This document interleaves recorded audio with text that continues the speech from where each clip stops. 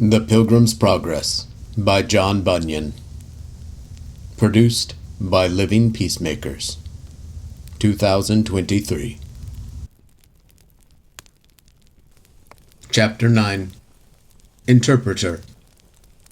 Then I saw in my dream that Christian asked Goodwill further if he could not help him off with his burden that was upon his back, for as yet he had not got rid thereof, nor could he by any means get it off without help. Goodwill told him, As to thy burden, be content to bear it, until thou comest to the place of deliverance, for there it will fall from thy back of itself. Then Christian began to gird up his loins and to address himself to his journey. So Goodwill told him, By that ye gone some distance from the gate, ye would come at the house of the interpreter, at whose door ye should knock, and he would show ye excellent things. Then Christian took his leave of his friend, and he again bid him Godspeed. Then he went on till he came at the house of the interpreter, where he knocked over and over. At last one came to the door and asked who was there. Sir, here is a traveller who was bid by an acquaintance of the good man of this house to call here for my profit. I would therefore speak with the master of the house. So he called for the master of the house, who, after a little time, came to Christian and asked him what he would have. Sir, said Christian, I am a man that am come from the city of destruction, and am going to the Mount Zion. And I was told by the man that stands at the gate, at the head of this way, that if I called here you would show me excellent things, such as would be a help to me in my journey. Then said the interpreter, Come in, I will show thee that which will be profitable to thee. So he commanded his man to light the candle, and bid Christian follow him. So he had him into a private room, and bid his man open a door, the which when he had done, Christian saw the picture of a very grave person hang up against the wall, and this was the fashion of it. It had eyes lifted up to heaven, the best of books in his hand. The law of truth was written upon his lips. The world was behind his back. It stood as if it pleaded with men, and a crown of gold did hang over its head. Then said Christian, What meaneth this? The man whose picture this is one of 1,000. He can beget children, travel in birth with children, and nurse them himself when they are born. And whereas thou seest him with eyes lifted up to heaven, the best book in his hand, and the law of truth writ on his lips, it is to show thee that his work is to know and unfold dark things to sinners. Even as also thou seest him stand as if he pleaded with men, and whereas thou seest the world is cast behind him, and that a crown hangs over his head, that is to show thee that slighting and despising the things that are present for the love that he hath to his master's service, he is sure in the world that comes next to have glory for his reward. Now said the interpreter, I have showed thee this picture first, because the man whose picture thee sees is the only man whom the Lord of this place, whither thou art going, hath authorized to be thy guide in all difficult places thou mayest meet with in the way. Therefore take heed to what I have showed thee, and bear well in thy mind what thou hast seen, lest in thy journey thou meet with some that pretend to lead thee right, but their way goes down to death. Chapter 10. Gospel. Then he took him by the hand and led him into a very large parlor that was full of dust, because never swept, the which, after he had reviewed a little while, the interpreter called for a man to sweep. Now when he began to sweep, the dust began so abundantly to fly about that Christian had almost therewith been choked. Then said interpreter to a damsel that stood by, Bring hither the water and sprinkle the room. The which, when she had done, it was swept and cleansed with pleasure. Then said Christian, What means this? The interpreter answered, This parlor is the heart of a man that was never sanctified by the sweet grace of the gospel. The dust is his original sin and inward corruptions that have defiled the whole man. He that began to sweep at first is the law, but she that brought water and did sprinkle it is the gospel. Now, whereas thou sawest that so soon as the first began to sweep, the dust did so fly about that the room by him could not be cleansed, but that thou was almost choked therewith. This is to show thee that the law, instead of cleansing the heart, by its working, from sin, doth revive, put strength into, and increase it in the soul, even as it doth discover and forbid it. For it doth not give power to subdue. Again, as thou sawest the damsel sprinkle the room with water, upon which it was cleansed with pleasure. This is to show thee that when the gospel comes in the sweet and precious influences thereof to the heart, then I say, even as thou sawest the damsel lay the dust by sprinkling the floor with water, so is sin vanquished and subdued, and the soul made clean through the faith of it, and consequently fit for the King of glory to inhabit. Chapter 11. Passion and Patience. I saw moreover in my dream that the interpreter took him by the hand, and had him into a little room, where sat 2 little children, each one in his chair. The name of the elder was Passion, and the name of the other was Patience. Passion seemed to be much discontented, but Patience was very quiet. Then Christian asked, "What is the reason of this discontent of Passion?" The interpreter answered, "The governor of them would have him stay for his best things till the beginning of next year. But he will have all now, but Patience is willing to wait."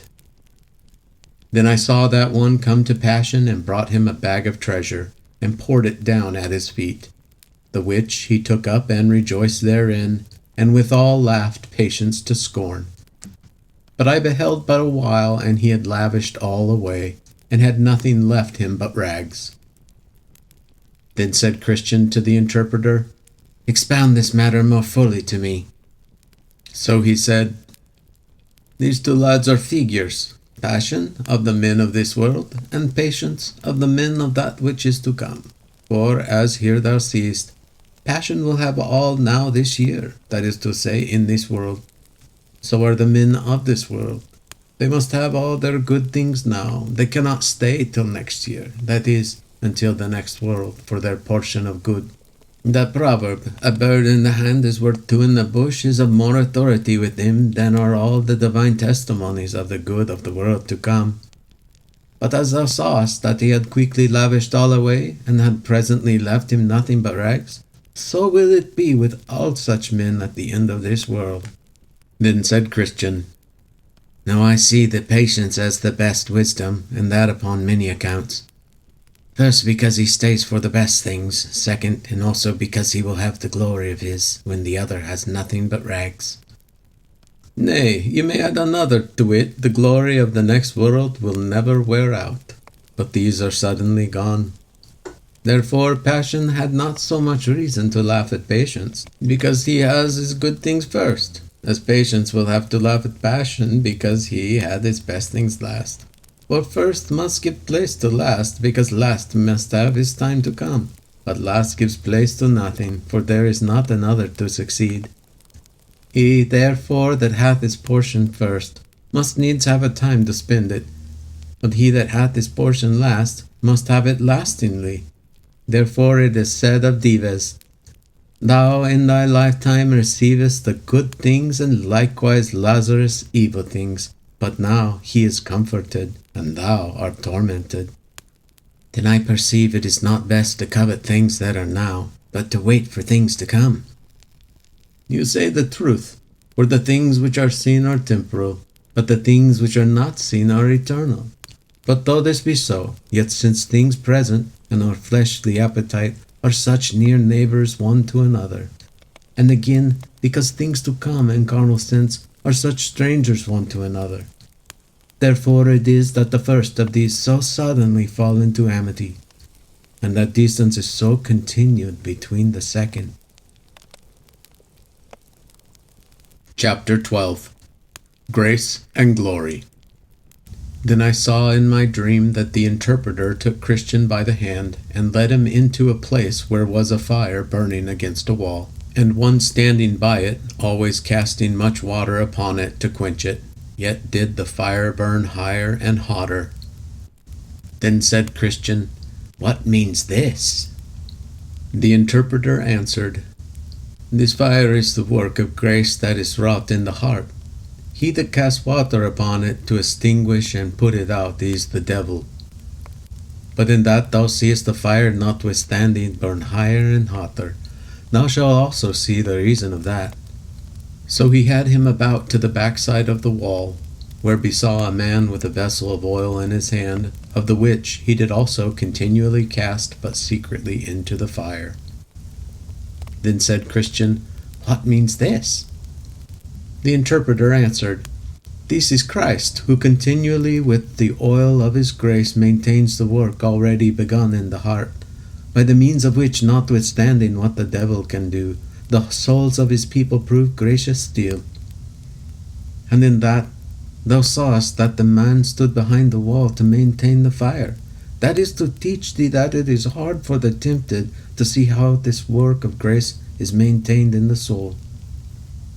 I saw also that the interpreter took him again by the hand, and led him into a pleasant place, where was builded a stately palace, beautiful to behold, at the sight of which Christian was greatly delighted. He saw also upon the top thereof certain persons walking, who were clothed all in gold. Then said Christian, "May we go in thither?" Then the interpreter took him and led him up toward the door of the palace, and behold, at the door stood a great company of men, as desirous to go in, but durst not. There also sat a man at a little distance from the door at a table side, with a book and his inkhorn before him, to take the name of him that should enter therein. He saw also that in the doorway stood many men in armor to keep it, being resolved to do the men that would enter what hurt and mischief they could. Now was Christian somewhat in amaze.